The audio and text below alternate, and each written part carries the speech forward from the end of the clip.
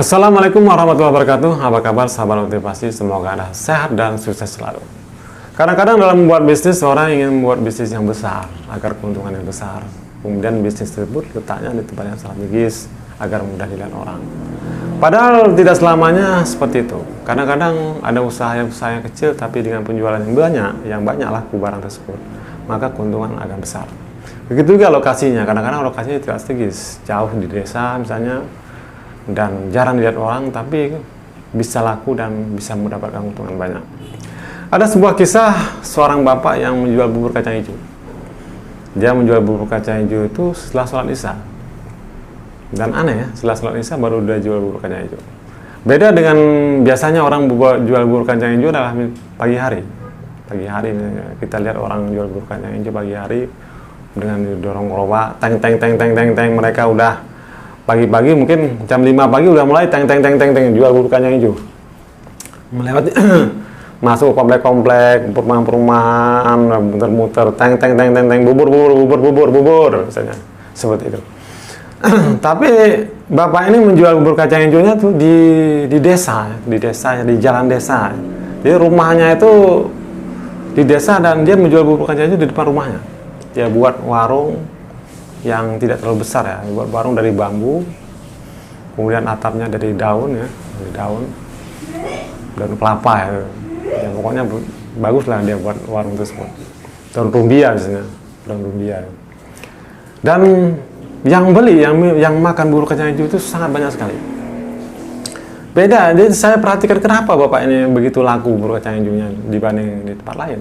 Dan dia berjualan sangat aneh sekali, dia jualan setelah sholat isya. Ini aneh sekali. Apa yang menyebabkan begitu banyak konsumen yang datang untuk makan di warung bapak itu? Terutama mahasiswa.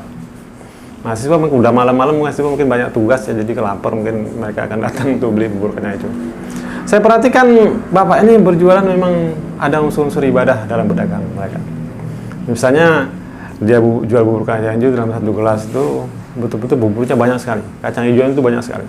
Hanya sedikit ya, satu gelas yang besar airnya sedikit sekali. Beda di tempat lain, bubur kacang hijau dalam gelas yang besar itu bubur kacang hijau setengah gelas tuh bubur kacang hijau, setengah gelas lagi air. Nah, kemudian dia betul-betul menggunakan gula yang asli. Jadi konsumen itu ketika konsumen memesan bubur kacang hijau, dia akan mengambil gelas dan memasukkan gula langsung ke dalam gelas tersebut, memasukkan gula. Kemudian baru dimasukkan bubur kacang hijaunya, kemudian diaduk. Dan seandainya konsumen merasa kurang manis, konsumen bisa menambah lagi gula sendiri agar kemanisannya sesuai dengan yang konsumen inginkan. Kemudian bapak ini menggunakan susu ya. Kadang-kadang orang konsumen ingin bubur kacang hijaunya ditambah susu. Dia akan menggunakan susu yang bermerek yang terkenal. Misalnya Persian Black atau Indomil. Dia akan menggunakan merek yang terkenal, yang bagus. Beda dengan tempat lain, mereka menggunakan susu yang kurang terkenal. Nah ini seperti ini. Jadi konsumen itu betul-betul dibuat percaya dan betul-betul bisa menikmati. Jadi orang bisa melihat langsung kualitas produk bapak ini, kualitas kacang hijau bapak ini. Dan yang lebih aneh lagi adalah ketika konsumen begitu banyak yang antri untuk membeli bubur kacang hijau bapak ini, sementara bapak ini stok bubur kacang hijaunya mungkin sekitar tinggal sepertiga dari pancinya tuh, dari tempat merebus kacang hijau sepertiga lagi. Maka beliau akan membagikan bubur kacang hijau itu secara gratis. Beliau akan mengambil gelas kopi ya, gelas yang agak kecil itu, dia akan memasukkan bubur kacang hijau ke situ, dikasih gula, dan beliau akan membagikan kepada orang-orang yang antri yang nggak kebagian bubur kacang hijau. Jadi beliau berpikir tidak mau mengecewakan konsumen yang datang pada beliau, yang dari jauh-jauh datang untuk membeli kacang hijau kemudian habis. Jadi beliau akan memberikan secara gratis, sekedar untuk mencicipi ya, supaya mereka tidak kecewa jauh-jauh datang untuk beli kacang hijau ternyata habis. Nah, sikap-sikap yang seperti inilah yang membuat beliau itu selalu laris. Walaupun tempatnya jauh di desa dan sepi. Apalagi setelah sholat isya itu sangat sepi desa itu. Yang buka cuma warung bapak itu saja di desa tersebut ketika malam. Jadi dengan sikap-sikap yang seperti ini membuat beliau tuh bertahan dalam usaha beliau dan sangat banyak sekali konsumen yang beli. Nah, sahabat motivasi, jadi dalam membuat usaha nggak selalu harus di tempat yang strategis, di pinggir jalan raya, di pinggir jalan yang ramai, tapi di desa-desa pun ketika kita menunjukkan sikap-sikap baik dalam berdagang, yang jujur, yang enak, kemudian sikap-sikap yang bersahabat, yang memuaskan konsumen, jadi usaha kita ini akan laris. Jadi dan akan mendapatkan keuntungan yang besar.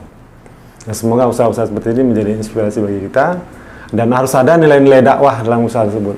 Jadi harus ada sifat-sifat mencari pahala dari usaha tersebut. Jadi jangan selalu mencari keuntungan. Bagaimana kita membuat pahala, bagaimana kita memuaskan konsumen, bagaimana kita membuat konsumen itu senang dan bisa datang lagi, dan bisa membuat konsumen itu mempromosikan terus usaha kita sehingga usaha itu jadi besar. Jadi tidak harus selalu di pinggir jalan dalam membuat usaha, bisa juga di desa.